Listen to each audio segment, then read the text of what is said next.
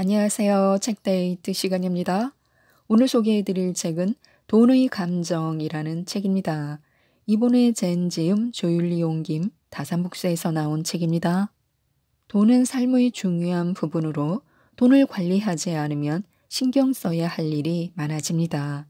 몸과 마음, 영혼에 소음이 발생하고 불필요한 곳에 에너지를 낭비하게 되는데요. 그래서 그만큼 더 돈 관리에 신경을 써야 합니다. 이 책은 돈을 어떻게 다루어야 하는지 자산을 현명하게 관리하는 법을 배울 수 있는 책입니다. 돈에도 감정이 있어서 돈을 소중하게 잘 다뤄야 부자가 된다고 하는데요. 몇 가지만 소개해 드리겠습니다. 돈과 좋은 관계를 유지해야 부자가 된다고 하는데요. 왜 그럴까요? 생각은 몸에 도달하기 전까지 소리에 불과합니다. 그때 그렇게 했어야 했는데 라고 지난 일을 돌이키며 후회를 안 해본 사람은 없을 것입니다. 바로 이런 생각이 소리에 해당합니다.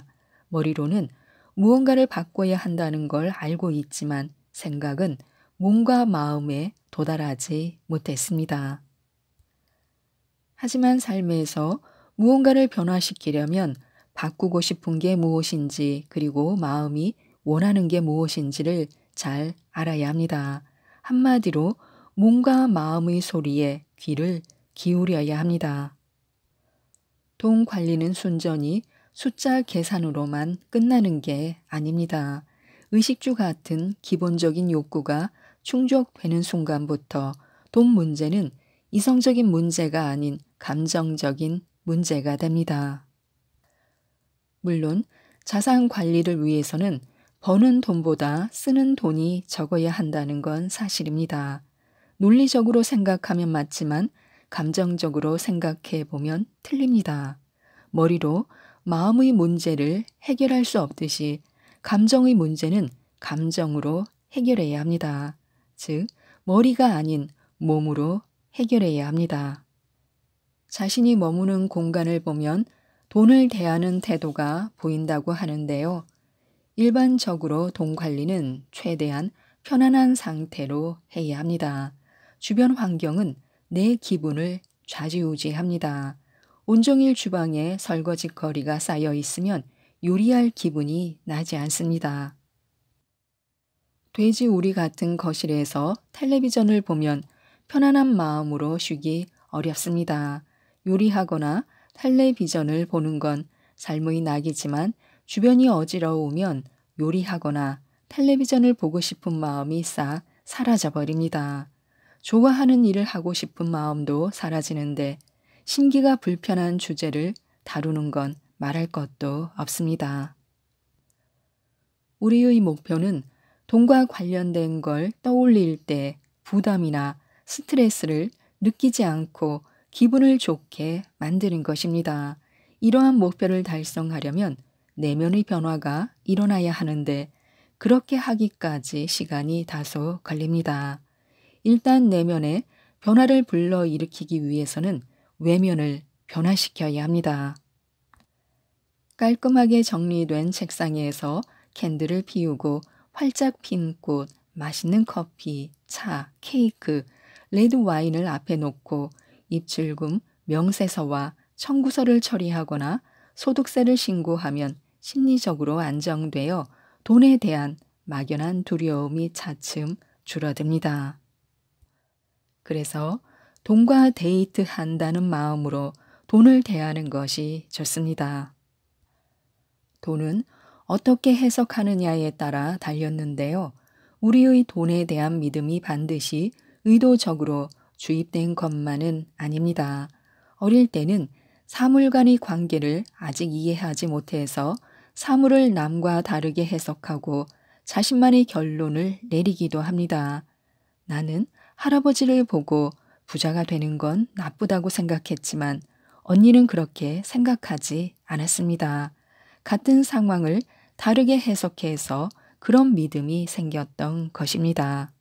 내담자 중 한 명은 성경 이야기에 엄청나게 공감했습니다. 왜냐하면 항상 가정 형편이 어려웠기 때문입니다. 어렸을 때는 왜 항상 돈이 부족한지 논리적인 이유를 찾으려고 했습니다. 우리는 좋은 사람이기 때문에 가난한 거야. 이처럼 내 안에 돈에 관한 어떤 믿음이 있는지 알아차리는 게 얼마나 중요한지 알아야 합니다. 어떤 믿음인지 알아야만 생각과 행동을 바꿀 수 있기 때문입니다. 부자가 되려면 풍요의 씨앗을 키워야 하는데요. 불교에는 수박씨를 심고 벚나무가 자라기를 기대하지 말라라는 말이 있습니다. 생각과 말 그리고 행동이 삶의 작은 씨를 뿌린다는 걸 의미합니다. 내가 뿌린 씨앗은 원래보다 더 큰 싹을 틔웁니다. 아무리 작은 수박씨를 심어도 큰 수박이 나는 것처럼 말입니다. 생각과 말, 행동은 바로 그 씨앗입니다. 이 정도로는 안 돼. 난 부족한 사람이야. 이걸 누구 코에 갖다 붙여. 내 직업은 돈이 안 되는 직업이래 등 항상 부족하다고 생각하면 정말 부족하게 될 것입니다. 부유하다고 생각하면 부유하게 살게 될 것입니다. 여기서 부유함은 물질적인 부유함뿐만 아니라 삶의 모든 영역에서 누릴 수 있는 풍요로움을 일컫습니다. 그래서 우리는 배우자, 나 자신, 그리고 돈과의 관계에 어떤 생각이 담긴 씨앗을 심을지 관심을 기울여야 합니다. 원하지 않는 씨앗이 싹을 틔우면 말려 죽여야 하고 원하는 씨앗은 싹이 잘 자라도록 물을 주어야 합니다.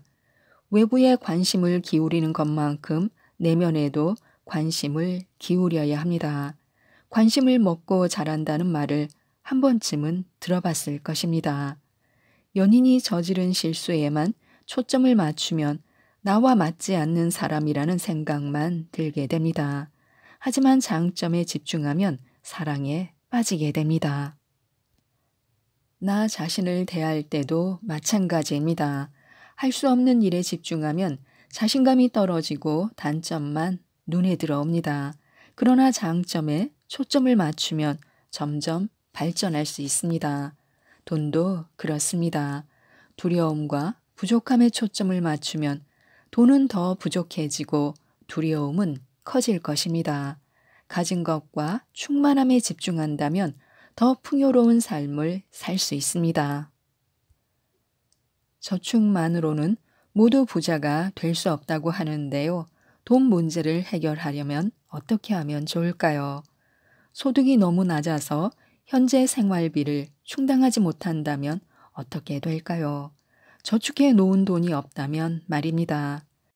직업훈련 또는 재교육에 돈이 들어서 실업 상태라서 적은 월급으로 운 좋게 장고 영원을 아슬아슬하게 피하는 등 적자가 나는 이유는 여러 가지입니다. 이들의 공통점은 저축할 수 없다는 것인데요. 이처럼 새로운 수입 창출을 막는 변명을 차단해야 합니다. 충분히 저축하는 건 어렵습니다. 자본주의 사회에서 사는데 드는 최소한의 돈이 있습니다. 작고 싼 아파트도 월세를 내야 하고 출근하기 위해서는 교통수단이 필요합니다. 걸을 때도 좋은 신발이 있으면 더 잘 걸을 수 있습니다. 숲속 외딴 오두막에서 자급자족하며 사는 경우가 아니라면 한 달에 일정한 금액을 지출합니다. 나가는 돈을 꼼꼼히 확인하고 지출에 변화를 주어도 생활비가 모자라거나 비상금을 모아야 한다면 한 가지 선택지만이 남아 있습니다. 바로 수입을 늘리는 것입니다. 수입 창출을 막는 건 우리의 생각입니다. 투잡을 뛸 시간이 없어. 나이가 많은데 누가 날 써주겠어. 추가 수입이 생겨도 다 세금으로 나가는데 뭐. 애들 때문에 오후에 집을 비울 수 없어. 아무리 변명하는 게 편하다 할지라도 변명과 작별 인사를 해야 합니다. 주말에 하루 정도는 일할 수 있어. 내가 필요한 곳이 있을 거야. 부업으로 더 많은 수입을 올리면 새로운 경험을 쌓은 덕분에 더 빨리 일자리를 찾게 될 거야. 집에서 할 수 있는 일이 분명히 있을 거야. 이처럼 나와 더 높은 수입 사이에 있는 장벽은 생각뿐입니다. 불가능한 부분을 보지 말고 가능한 부분을 봐야 합니다. 돈이 더 필요하다고 계속 느낀다면 원하는 것과 하고 싶은 것의 차이를 알아내야 합니다. 몇 년 전 한 내담자는 자발적으로 직장을 그만두었습니다. 저축한 돈이 거의 다 떨어져서 새로운 일을 찾고 있었습니다. 새로운 일은 재미있으면서도 소원을 이룰 수 있을 정도로 충분한 수입을 올릴 수 있어야 했습니다. 나는 내담자에게 소원에 관해 물었습니다. 예쁜 동네에 있는 좋은 집에서 살고 싶어요. 원할 때 원하는 곳으로 원하는 방식으로 여행을 가고 싶어요. 부모님과 형편이 어려운 친척을 도와주고 싶어요. 그리고 의미 있는 프로젝트에 돈을 기부하고 싶어요. 이 말을 듣고 내담자에게 소원을 모두 이루기 위해 얼마나 많은 수입을 올려야 하는지 각 항목의 금액을 적어보라고 했습니다. 아, 어떻게 그걸 다 써요? 좀 창피하네요. 적으라고 하니 너무 욕심이 나기도 하고요. 게다가 그만큼 돈을 많이 벌어도 충분하지 않을 것 같다는 생각이 들었어요. 돈이 너무 넘치면 가족이나 친구들이 더는 저랑 어울리고 싶어 하지 않을 수도 있어요. 이게 바로 요점입니다. 돈이 많으면 문제가 생긴다는 생각을 극복하지 못하면 돈을 손에 쥐고 있어도 결코 마음이 편하지 않을 것입니다.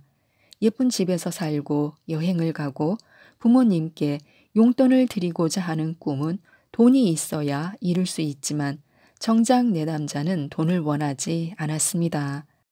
그 내담자는 돈 자체만으로도 두려움을 느꼈습니다. 물건을 소유하는 것이 친구와 가족 관계에 전혀 영향을 끼치지 않는다고 해도 돈 자체가 문제가 될 수 있다고 생각했습니다. 즉, 돈에 관한 생각 때문에 돈을 벌지 못하는 것이었습니다. 그 무엇도 아닌 돈을 향한 감정이 내담자를 가로막고 있었습니다.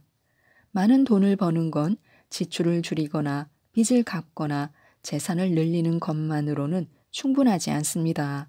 지금보다 더 많은 돈을 더 벌고 싶다는 의지가 있어야 합니다. 풍요로운 훗날을 큰맘 먹고 꿈꿔야 할 뿐만 아니라 두려움을 떨쳐버리고 그날이 오기를 진심으로 원해야 합니다. 그 다음에는 꿈을 실현하는 데 필요한 모든 행동을 취해야 합니다. 돈에 대한 좋은 감정을 갖고 살아야 부자가 됩니다. 돈을 다루는 방법은 자신의 가치에 대한 믿음과 관계의 질을 반영합니다. 따라서 관계 패턴을 인식하고 재구성하는 게 중요합니다. 돈을 나 자신이나 사랑하는 이를 대하듯 존중하고 공감하고 세심하게 대한다면 돈 관리의 즐거움을 개발할 수 있으며 모든 관계에서 부자가 될 수 있습니다. 돈은 비상 상황에서 의리를 저버리지 않고 멋진 계획을 실현하게 해주는 미래의 충실한 동행자입니다. 돈이 나쁜 게 아니라 돈과 올바른 관계를 구축하는 게 중요할 뿐입니다. 연인, 친구, 나 자신, 심지어 돈과의 관계까지 좋은 관계의 기초는 항상 같습니다. 우리는 지금까지 인생에서 얼마나 많은 걸 이뤘는지 잊을 때가 많습니다. 그리고 지금까지 도달한 이정표를 제대로 축하하지 않고 대충 넘어가는 경우도 많습니다. 때로 그런 이정표는 도로 가장자리에 있는 자갈처럼 잘 보이지 않습니다. 주의를 기울이지 않으면 못 보고 지나칠 수도 있습니다. 바로 이런 조그만 자갈들이 모여 길을 만듭니다. 무언가를 바꾸고 싶을 때 정보를 얻기 위해 처음으로 인터넷 검색창에 키보드를 두드려 볼 때, 자기 개발서를 탐독할 때, 새로운 아이디어를 시도해 볼 때 등 상황을 바꿀 수 있는 모든 순간을 인생의 이정표로 맞이해야 합니다. 그리고 앞으로 이런 이정표를 마주했을 때 그 순간을 잊지 않고 꼭 축하해 보는 것입니다. 이런 기분 좋은 감정이 우리를 평생 행복한 부자로 만들어 줄 것입니다. 지금까지 이 책에 대해 말씀드렸는데요. 부는 돈을 가장 귀하게 여기는 사람에게로 흐른다고 합니다. 나 자신을 대하듯 돈을 대해야 부자가 된다고 하는데요. 이 책, 돈의 감정을 꼭 한번 읽어보시고 모든 분들이 부자가 되셨으면 좋겠습니다. 이상 책데이트였습니다. 감사합니다.